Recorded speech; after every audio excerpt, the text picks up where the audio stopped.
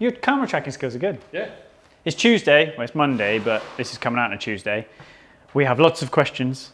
Some of I've ignored because I have to, because there's just way too many. Some are stupid, some are personal. Quite personal.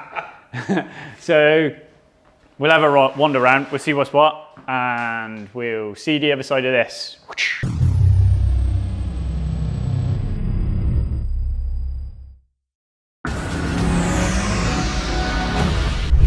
Blah blah. I'm rolling. Rolling on a Monday. Yes. Click clack. We just watched the intro to that, haven't we? If you haven't seen it, go to IMDb, not a plug, and look at some other hood. It's like a comedy film done in London, and it is amazing. Hello. Can't you see this one? He's a double yellow light. So Comes to our sense of humour. It does. It does. It's like a Roadman version of Ali G. Right. So, what is going on then? RS4 hasn't moved. Mark Elliott's, the drive shaft has arrived, so we'll get that done this week. Woo! So that was on back order. I have ordered rods, pistons and valve train for the Greek car. We are waiting on the electric pump to turn up for the gearbox. CV is done, or VD is done. We're waiting on the warranty company to cough up. Yes. So that's all right. 14 KE, I think it's underpowered, so I'm going to run it on dyno. We're waiting on the rear window motor for Nick's, and Tosh is, I can't find what is causing misfire. Start it up, and it is absolutely dead on cylinder 4 the second you start it. We have done injectors, hardwired the injector, so from the port, from the terminal, from the injector to the ECU. Had the fuel rails off, made sure there's nothing blocking the fuel rails, and changed the fuel. We have done, he'd put new coils and spark plugs in it anyway, but I hardwired all four wires to the coil, including the trigger wire back to the ECU, 12 volt and both grounds, new coil, new spark plug, swapped the ECUs bank to bank, done a compression test, done a leak down test, put a camera down it, and everything is fine. Is there anything you've not done? Nope. And we've had the rocker cover off to make sure it hasn't jumped a rocker or broken a valve.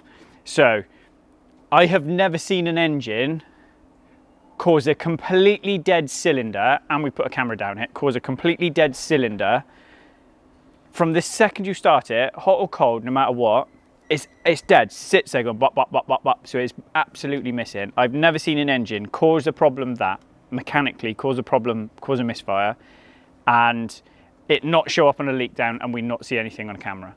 So if anyone knows what the fuck is wrong with that car, can you tell me? Because I am out of ideas. The only thing left is to pull the engine. Wow. Is to pull the engine. I did think maybe a crack in the exhaust manifold, but why would that doesn't, I don't get lean on the Lambda Pro, I don't get lean on the closed loop fuel control, I get rich, which is weird. So it's pulling fuel out, not adding fuel when it's an oxygen sensor, a Lambda probe is looking for oxygen. And I can go to it now, start it up, and it'll misfire. Weird. Crazy time. Crazy times, not interested. Find something else to do. I should have been a baker. We're waiting on Devil to let us know when they can take Jack's. Weapon. Yeah, he came up at the weekend to pick his R8 up, so he's chuffed with that. Now we've got all the bodywork on it, and that's sorted. David Cresswell's dropped off today, so we're going to service that this afternoon, and Jordan's going to ceramic coat it before he picks it up later in the week. That's a nice looking one, that. Yeah, it's nice. Got a Akrapovic on it as well. Yeah, looks nice and low. Yeah, so it's on KWV freeze with height lift, and then we've put a Akrapovic system on it as well. I've done a few other bits and pieces over the years, but different steering wheel as well. Yeah, his lad Pete has got a really immaculate GT, so I think that's up next week. So yeah, this is a really nice one. It's DCT, so this is a facelift plus. So yeah, it is lovely, to be fair. With the they don't even make those systems anymore. They don't do it anymore. No. Why? So you're listening, Charlie, why? yeah, only Gen 2s. The McLaren is in for oil smoke every now and again. So it's either like, it's like a turbo problem, just comes out of one bank when it gets hot. So we need to look into that. We're just going to do some health checks on the engine to make sure that's all good. This is 650. 650S, yeah, it's lovely as well, all murdered out in black. That's cool, isn't it? Yeah. Is that the same as Sylvan's? No, he's got a 570S. 570. Yeah, so that's okay. John's, we're waiting on him to tell us a few bits and pieces that he wants finishing off. So we've given him a list of what it needs and what he wants doing, and we're just waiting for him to authorise the last of those little bits. JPG is done. The Lamborghini is the roof one, and we're just waiting for a company in America to get back to us because they can refurb the Rams. What was that, £6,000? Yeah, that's it. That's the one. The TTRS, the block's arrived, so we can open that up in a bit. I've got the box inside. Nice. Where are we going now? Carl's car broke. I've only just noticed that. Carl can't go to McDonald's. So this is a supercar technician's Car. quick fix. Yep. Lightweight, isn't it? You're taking a regulator out there, it goes faster now. Something Mitch turns up in every day. I think that's a petri dish for E. coli. The sunroof leaks. You get into it, you get a wet ass. Oh. And then Matt was out in his Evo yesterday and his cam belt went. No. Oh well, it hasn't gone. It looks like the tension is gone. So yeah, he was driving along and it just went dunk and it stopped. So might be a cheap Evo. Well, I might buy a cheap Evo. What do we think? Well, Let us know in the comments. how will that go down on the channel? So, what? They're interference engine, so it would have done the valves. But yeah, it's just bad luck. It's no rhyme or reason. There's nothing, you know. I think the engine rebuild's only 8,000 miles. He looks after it. The thing's immaculate. So I think it's just bad luck. Pretty cool, isn't it? I always like. Yeah, pretty cool. The A3's been dropped off for Juden, and I think that is about it out here. That's it outside? That is it outside. Do you need to change your lens? No. I just need to adjust my filter. I got another Noble engine. Excuse me? Yeah. So I couldn't find pistons, so I bought an old engine with pistons in. Wow. So these are Cosworth pistons. So the engine hasn't done very much. So Looks so small. yeah, Stephen on the Noble forum reached out and said he had it. And it's got a track sump on it as well. So obviously I've got a spare track sump now, or whether I sell that track sump. But I think as long as that measures up, we'll use that block. Those pistons, I get a new set of rings, obviously set of rods, or rather the rods are in it, they're arrows. Yeah. So yeah, I've essentially got a spare bottom end now. It needs to go in the Aquablaster. Yeah, well everyone's going as well, oh yeah, you should put a TTRS engine in it with a DQ500, but it's never going to get, it's never going to get done anyway, so why would I want to do all that extra work? Yeah. So, right, let me get a knife and we'll open the TTRS block. Let's do it. This is a brand new SEPA block for the TTRS. This has come direct from Audi. Si, senor. Yes. Yeah.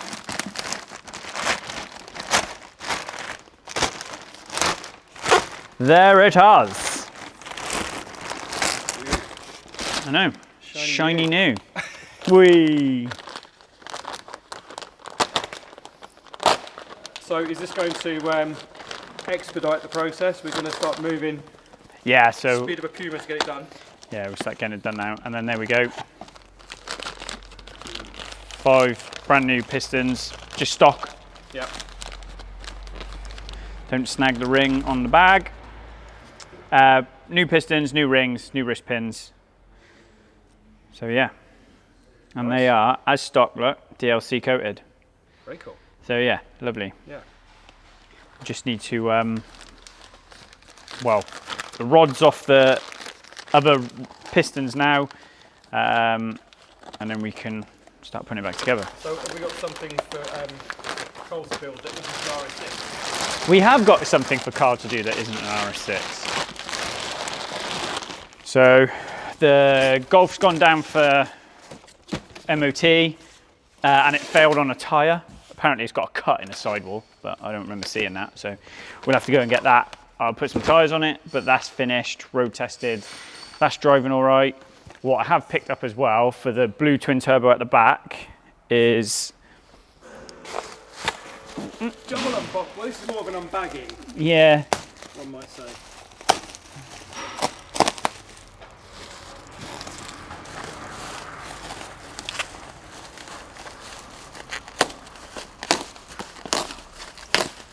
The tape gives it away slightly. Yeah. I wonder who did this.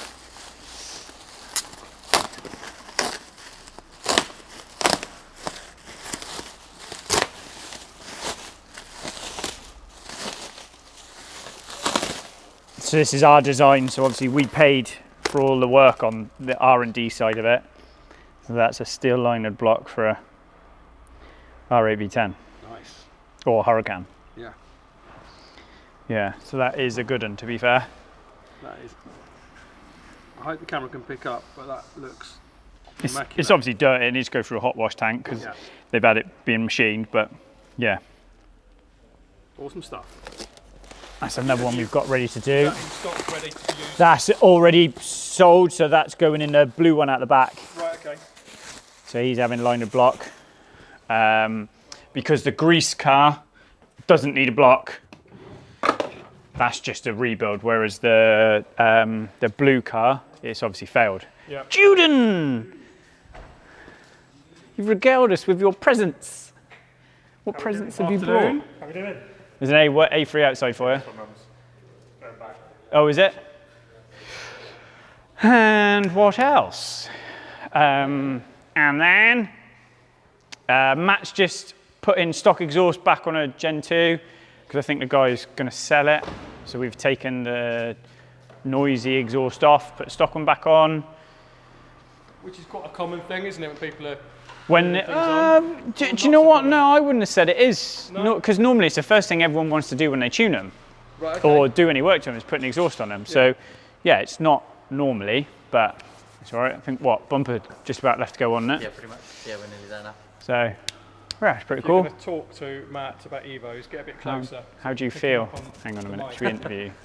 Yeah, it's not great, is it? No. So, bit upset, but it is what it is. The sympathy is coming. Yeah, so we'll see what happens. So pull the head off, have a look, go from there. I'm saying that. Yeah. Interference engine, Yeah. so it would have done. Yeah, I'm expecting some bent valves. It's all right, we'll like see if Simon Norris wants to donate to the cause. Yeah, if you've got an engine you want to give me, Yeah. pretty pleased. Let us know in the comments. Yeah, definitely. Yeah, that'll be cool. What is it Carl said? You were like, oh, I think I need to retorque, because they're head studs, and on Evos you've got to retorque your head studs. Carl was like, well, at least you get to retorque your head studs Yeah. now. So forged engine, and it's only done 6,000 miles since it's forged. Is it only 6 there? I thought it was Yeah, 8. It looks like 6. tension has gone there, So, doesn't it? Yeah, I think so. I feel like Yeah. a news reporter. You are. Thanks. Got Sylvan when he's on the telly. Yeah, doing MotoGP. Yeah. Talking Leicester French. Les French, yeah. Flester, Frenchster. Right. Mitchell! We've had... Why am I holding this to my own mouth? You can clip it back on now. Thanks, mate. Hang on. That way, so it doesn't... To everybody at home now that just went... aircon compressor and a clutch. So engine's back in. He just needs to drop it down the wheels now so we can put the wiring loom through and wire that in. That's been a big job. There, sir. And then David can have that back. Carl's looking into... Carl's changing the one-way valves on the RS6. This is my one that keeps bloody smoking no matter what I do to it. Or was my one, it's now George's, different George. And yeah, for love nor money, we can't find anything wrong. If Carl has something to say, you might need to stand Carl close never to him has again. anything to say. Nothing, It won't pick him up nothing from there. positive to say. No? George laughed at what you said about his RS6 What one? when you said, "Can hate RS6s." Oh yeah. And here he is again Yeah, with an another one. RS6. yeah. And Craig did as well. So Craig picked his red one up Saturday. The loom is in the Ferrari on the ramp. So we sat the loom in last week. We just need to... The injector collars are being made at the minute. And then that might be a video for next week to show you what we've done. So where the injectors sit in the rails, the standard injectors have got a massive wide collar that support them as they go into the inlet manifold. And aftermarket injectors don't have that. They're just very sort of narrow EV14 style injectors. So we've had to make these collars to support them, that if a little clip flies off the rail, the injector doesn't fall out of the rail and fall into manifold. So just to try and support it. Because the O-rings are right, but the old injector had a big step on it that supported it, so it could never fall out of the rail. So it made me nervous not having that kind of security in place. So yeah, Steve, who's done the loom, GWR Motorsport, he's designed these little collars. He made one, and then we're getting another, or we're getting 8 made to support the injectors. So he supplied wiring loom, injectors, ignition coils, and he's done a couple of these before anyway. So we've tuned one anyway. So Well, the we've red got, one you had that was on yeah, MoTeC, yeah. that went down really well. That Yeah, so that's quite cool. It'll be interesting to see if we Yeah. do some more on this. That's all good. We're waiting on brake pipes for George's Avant. So the Flexis, because we're changing the brakes back to stock, the Flexi hoses are different, and the hard lines are seized to the Flexi hoses. So as we've tried to undo them, I think you said one come undone, didn't it? Yeah, near side fine. Near side come undone, but the offside is twisting the hose. So we're not putting the engine back in because you can just about see it in that corner there. You see that brake line just in that corner by that heat shield? Yeah. Focus. There we go. There you go. That runs up to the ABS module. So we've ordered that brake line because then we'll change the Flexi as well. Yep. And it's right then. But I can't change that hose with the engine in. Of course. Who'd have thunk it? Hurricane engine's all done, back together, ready to go back to Lamborghini. If you get on these videos first, you would know who it's done for, but we blanked their name out now because we were asked to. But it's all sorted. Cool. So we've had both heads off. Carl's cleaned the heads, rear timing cover off, and basically resealed the rear timing cover off. Resealed the rear timing cover, but we didn't want to do it how it had been done with the heads in place because it's carried on leaking afterwards. So we took the heads off, cleaned everything, resealed the rear timing cover, then rebuilt it from there. Nice work. Yeah, I thought so. Murcielago strip, we're just waiting on bearings.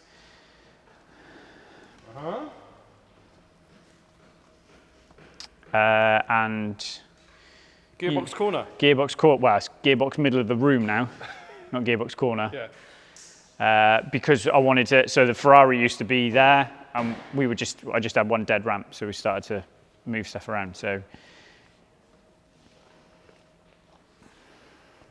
There can't be many places that have got this amount of spares. there'd be no one in the UK. That's what I'm thinking. There'd be no one in Europe does a V10s like we do, that Yeah. are many V10s we do. And then gearboxes. Litchfield's pro dealer for these. But also he does loads and loads and loads of GR6s, which is the GTR box. Yeah. But we've always done these, so yeah, we just carry on doing these.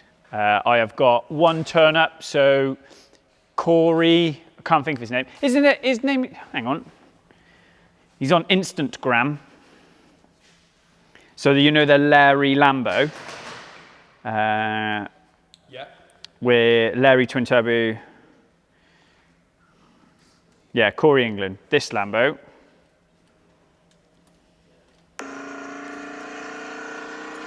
Just hold it slightly the other way. You've got a light on it. That's it. Oh yeah. So that's Corey's car, but we're doing a gearbox for him. So he dropped this off Saturday, so this is the main piece of the gearbox. The oil pump and the mechatronic is in his car already, so there's no point in him having duplicates of those. So we're going to pull this to bits and go through it, and then come up with a spec for him on what he wants to do. I don't think he wants to go drag racing, he just doesn't want to be dropping second gears all the time, which is what this one's done. This has done second gear. But he has got away with it because it hasn't taken out the forward drive shaft as it's dropped second gear. I think it's just literally done a tooth. The sump pans arrived for Dan's V10 Gallardo engine. So that's currently sat in the engine room, I think. And I've started doing pistons for that. Those bits are for Corey's box. The 570 cats are going in a car we are doing in a couple of weeks. They are GT4 cats, so they're genuine McLaren, but they don't have the primary in place. Right. But they have got the secondary. So we're going to put them on a car for him and tune it. The Quicksilver is off the blue Gen 2 behind us. Yep. And I think that's about it. Can't think of anything else. Urus. Oh yeah.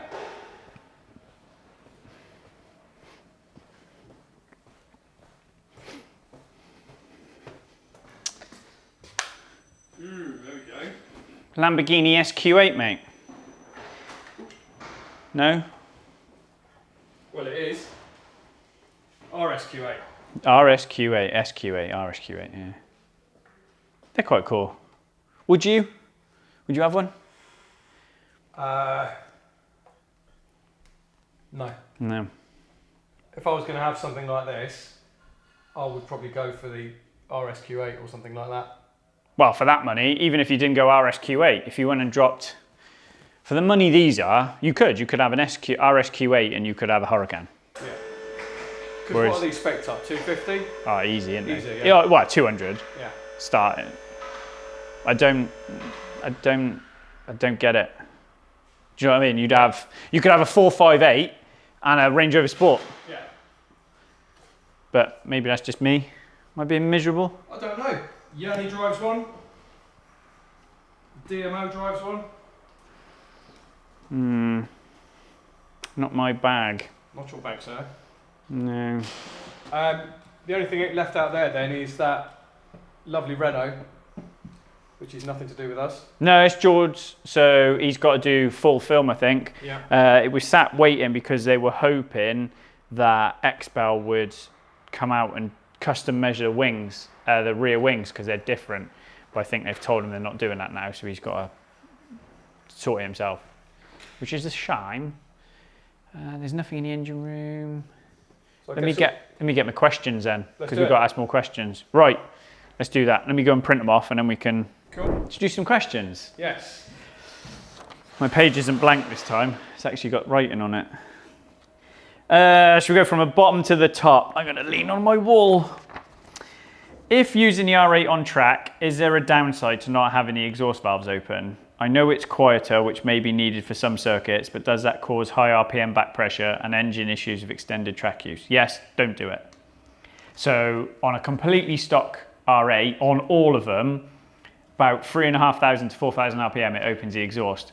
When you actually pull an exhaust off a car, on one of the R8s, and you look at the difference in diameter between the exit pipe for when the valves are shut and then the diameter of the pipe for that the valve is on, it's massive. The difference is huge. So you think you've got a tiny little pipe when the valves are shut, and then when you open the valve, then you've got two pipes. Don't do it. You just get massive exhaust back pressure. The car doesn't like it because it's not designed to do it.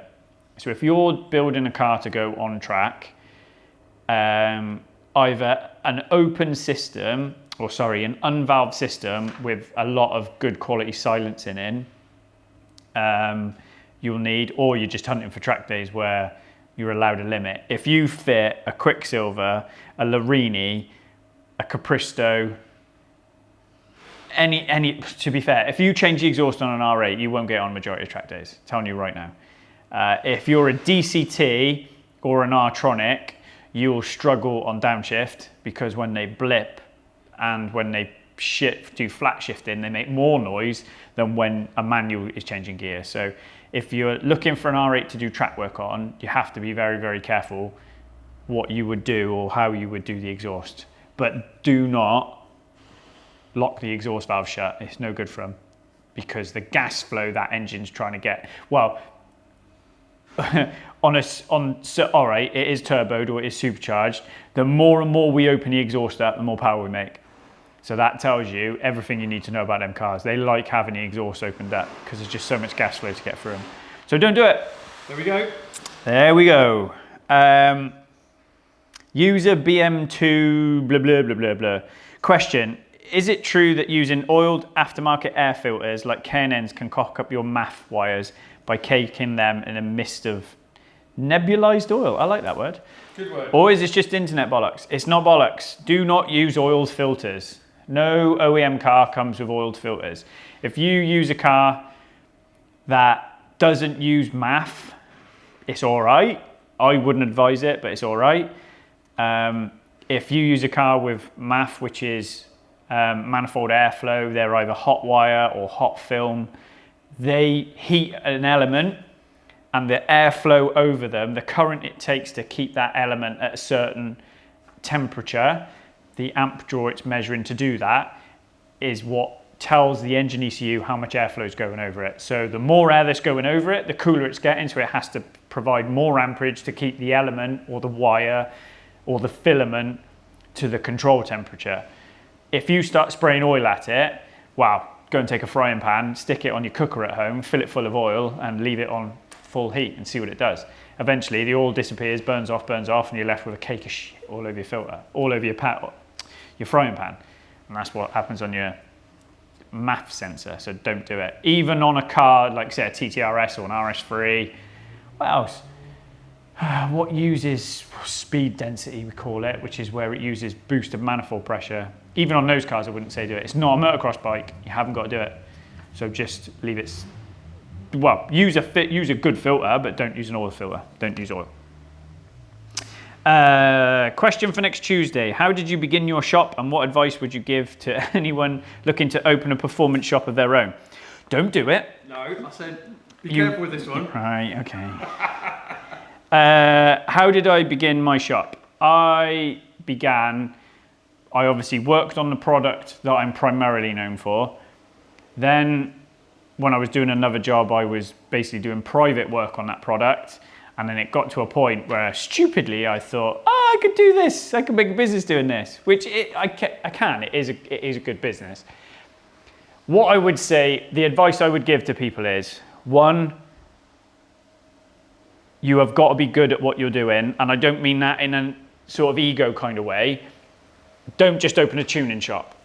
Don't just go, I tune cars, because 95% of what people ring me up for, I turn away. So in the last couple of days, I've been asked to do an S6 V10, an R53 Mini, a Lotus Evora. I got asked about doing a Jap car, and no, it's not what we do. So what you see here, except the RS6s and a couple of little fast Audi sort of things, we do Lamborghinis, R8s, McLarens. We will do other stuff, like we'll do Ferraris, I'll do Bentleys and a few other bits. But if you start chasing everything, you become a jack of all trades and a master of none. So I do V10s, probably the biggest V10 engine tuner in Europe. Really, nobody else is sort of building what we build. Nobody else, as in the volume of engines we do and the volume of parts we do and that kind of thing. I know there's guys out there with faster V10s than us, but my core is, you know, like Apple sell phones, they might sell laptops, and do you know what I mean? You get known for. Yeah. Does that make sense? Do you like pin it down to a niche? That's the key. Yeah. So like we've got friends in Swindon, so I'd say Dale at Auto Works. He's BMW. He's known for BMW. Chris at VGS. Yes, his brand is VGS, which is Volkswagen Group, but you look at what he does and it's all in a core. You won't go over there and find a Ford Fiesta or Vauxhall Nova or anything like that. Pick your specialty. JDM garage, JDM, whiff bits, you know, even you go to Litchfield's, GTRs. Yes, he'll do, like us, he'll do others, he'll do McLarens, but he'll pick, he won't get drawn out. JM, Japanese stuff. Indigo GT, Japanese stuff. So when people say open a tuning shop, I don't run a tuning shop, and I kind of like, I don't run a tuning shop. I run the core point of the business when I started was to look after people, and it just so happens by looking after people, it's by working on their cars. But we do supercars, R8s. That was the whole point. I didn't want to be seen as a one-stop shop for everything. So if you're going to start a business, one, you got to double down. So if you're doing a day job, you've got to be trying to build it in the nights as well. Because if you think you can just open doors and go, here I am, it does it. Reputation is everything in this game, and I protect mine with everything I've got. So my advice would be work and try to build up your brand. Pick a niche. So you've got to be good at it. You've got to know it inside out, back to front, upside down. You know, you throw a bolt in my hand off one of these cars, I'll tell you where it goes, that kind of level. If you just think this is a good thing to do or cool thing to do, I'm telling you no, it's not. Because the downs outweigh the highs. And you know, me and Stan at EcoTune are really, really close. We talk a lot, and he'll tell you the same thing. The pressure and the heartache you go through to tune cars is a killer, because the risk is massive. Just be careful. It feels a bit ranty, this one, Davla. No, I think in the words of the great Carl, it is realistic. There's no point jumping. Yeah, this isn't easy. Putting all your money into everything. No, this isn't easy. It's going to work, yeah, because it ain't like that. I can see that. I would say try and do what you enjoy in your spare time, and see if you can get it to a point where it's breaking you, as in you don't have enough hours in the day to get it all done, and then look into how you can turn it into a business. Because I've got to do 20 grand a month profit to pay my bills. That's 20 grand. So by the time I pay for 4 mortgages, because yeah, I pay for mine, but I pay for their frees as well. They come first. So they're the first ones paid. If there's no money left in the bank at the end of the month to pay me and Kate, tough titties. They're paid first. The landlord wants his rent. My insurance on this place is as much as my rent, because these are people's pride and joys. You know, people don't think about that. Then there's the investments in the tools to be on the front foot. You don't need the fancy dyno. You don't need the fancy Mitutoyo stuff to measure things. You don't need to be Snap-on. I'm fortunate that I've built the business up that we can afford those things and I can have those things. But a good mind with a crap toolbox is better than a crap mind with a good toolbox. I like that. We should put it on a t-shirt. You should definitely put that on a t-shirt. Yeah. Yes. Yeah. So there's always that saying, isn't it? A craftsman can do any job with the wrong tools. Yeah. Yeah. So just be good at your craft. Be good at your trade. Read all the damn time. Everything. Everything's important. Everything you read. As into the technology that's come in. What I was reading about in race engine technology 10, 15 years ago on race engines is in road cars now, so it's all rolling. So yeah, that is important. It's always moving forwards. Like MG1 ECUs now, so everyone goes, oh yeah, you go out and you spend $3 grand a year for CMD, and we had a car in last week that a manufacturer wants to do a big project with us on, and we got the car in, and we plugged it in, we can't read it because it's MG1 ECU. When can we read it? No idea. And that's the answer. Yeah. So you've always got to be on the forefront, which is again why then I stay really tight to my niche. I don't like wandering out. I don't like, you know, we've brought Matt in so we can strengthen the Ferrari side, because Mitch was McLaren, Matt's Ferrari, you know, Carl was the first one we took on, and he's come from Mercedes, but he's picked up the Audi and the Lambo stuff with me. So between the 4 of us, we've got some real specializations in those 4 brands. All right, you cross Lamborghini and Audi quite closely. But how I've hired these guys has been very strategic, because you're only as strong as the knowledge in this place. The downside to that is everybody who rings wants to talk to me. Yeah. So, which is a nice thing, but that then gives you a problem where it's not a business you can sell. Yeah. If that makes sense. So what's your exit strategy then when you, would go. Because you are the business. Yeah. At the end of the day. Yeah. So as much now the important thing, but even then, so I can't sit there and make the business all about them free, because if one of them leaves, yeah, then there's value walking. So it's always that balance of the business having a value, it not being reliant on me that I'm the first one in and the last one out, which 9 times out of 10 it has to be. But I can be out of here and I know it's not going to collapse. I went to Israel and they were fine. Do you know what I mean? So they're good lads that can look after themselves. Now it's about strategically walking forwards. Like if I said to you, we've had this chat, haven't we? Yeah. Tuning cars makes me nowhere near as much money as servicing them. Yeah. Because servicing them, we get them in, we do the work that's needed, it's a known entity, it's a known fixed price, and there's no risk. Sure. And the car sat behind you is in for work, and if it goes wrong, he's one of the biggest YouTubers in the world, so it's well known. You can't charge the hours that you realistically spend on it, so the money, the profit per hour isn't there.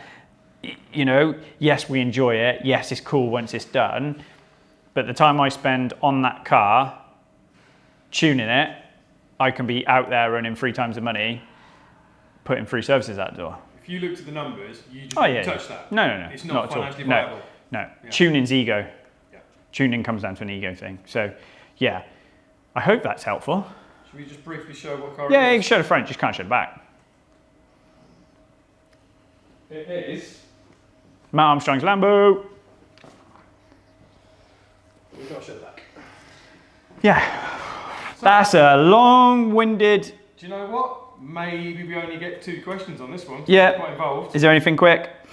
What oil do you put in diffs? If you're talking about R8, we use LS300 on the front, Gear Comp LS300, which is a diff oil, and on the back, we use Gear Comp LS75 140 on a rear of an R8. We use DCT, multi-DCTF on a DCT in an R8 or Huracan, and on the front we use Gear Comp LS7590. LS stands for limited slip. The only other thing was, what's the story with the Subaru in the car park? That belongs to a friend in Australia. He bought that off Copart because it's worth a bajillion quid out there, because it is a Series 1 3-door. And over here, it's not worth weighing scrap. But in Australia, it's worth a load of money because it's a JDM car. So I've been offered a GTR barn find. It's not a GTR, it's a Skyline barn find. So we'll see where that goes. Yeah. We saying bye now. Is that enough? I'm saying nothing. We'll leave it on that. Yes. Because I don't think Matt really wants to sell his Evo. We need to fix that. Or he needs to fix that. But we can still talk about that. Yeah. All I can tell you at the minute is it's broken. Yes. Yeah, so someone's come forward through Carl to say that they have a R33 barn find, but it's an auto. So let me know what you think. Okay. We can add it to the collection of broken cars. It's not broken, it's just an auto, which is kind of broken. So thanks for watching. Ask questions below. I can't get to them all because this is really popular thing now. Well, But cool. Yeah. I hope it helps, or I hope it's helpful. I'll try and answer the ones on YouTube, but of course, we're doing 2 videos a week. We're normally getting like 100 comments a video, so we try to stay on top of them. Kate answers a load, so say hi to Kate in the comments as well. One thing I'd just like to jump in and say from behind the camera is that the analytics show that still a huge amount of viewers and returning viewers still don't subscribe. Yeah. And I tell you every week. but it's I don't know how we can play out anymore that it really helps the channel. Yeah, it's massive. And it's not just ego; it helps us do more and get more people involved. Yeah. So like, you know, this is never going to be a channel for everybody, and we kind of know that. And it kind of like bikes. I love bikes, and people have gone, oh, well, you should do a second channel for bikes. The difficulty there is then we go from, say, doing 2 a week, because me and you spend a lot of time doing these 2, to 1 a week for each channel. And it's taken us how long to get the channel to this level already? Yeah. So we work our nuts off to do it, and ultimately the subscriber count is what everybody looks at when they want to do something with us. So as you would if you were sat here right now going, who should I pick to do something with? Should I pick, let's not go ridiculous, like, you know, well, do it that way. Someone comes to us and goes, we want to work together building a V10 engine. Matt or Tavrish or any of those are far more appealing to a business than we are, because their coverage is massive. At the end of the day, it's like, I started doing this because Evo magazine was like, what, £1,000 a month or 500 quid a month for half page or whatever it was. Yeah. Why spend that when I can spend it with you and we can do this? So it does help, but subscribers is what gives you your value, your currency. Because yes, YouTube makes money, it's in that position to make money, but you cost way more than what we make out of YouTube, don't you? You see what you bill me and you see what it makes, and it's still upside down. So it's not about making money. This is about engaging with everyone out there and trying to show people the cool stuff we get to do, or the technology. So it's, again, the update videos do really well, but they don't, I'd still rather do geeky stuff, but the geeky stuff doesn't do as well, does it? Like, how many times? Not always. Sometimes it does. You know, some of the Lambo engine ones have been sort of 50, 60,000. Which is, I think, what goes on to our conversation last week about clickbaity stuff. Yeah. You look at these massive channels and they unashamedly clickbait, and we've never really done that, have we? I've slipped a couple in and felt immediately bad. Yeah, guilty. It's like getting pegged, isn't it? It's like, oh, shouldn't do that. Right, on that note then. Are we changing it there, are we? Oh my God. Hashtag peg. Hope you enjoy it. Ask some questions below. We try to do a, you know, which is, I think, again, why the GTA, the Skyline thing is a little bit interesting, because we just like cars. Yeah. And it goes back to, someone messaged me about a Pulsar as well, and he hasn't messaged me back yet on YouTube. And now I'm well up for that, because I always want a Pulsar. Daihatsu Shirai GTTI, they were mega. 3-cylinder. Yeah. I mean, being honest, Cozzies are out of my league. Yeah, Cozzies are out of my league, proper Skylines are out of my league. I don't have that much money to go dropping on cars for a channel, because ultimately, if I was going to go and finance myself up to the nuts, we get 720. You'd get a MAHA, yeah. And we do it that way. So, I don't know. Someone figure it all out for me and write it down in the comments. I think we just like having a laugh, don't we, to be fair, Pretty mate? much, yeah. So, yeah, click, clack, and we'll see you on the next one.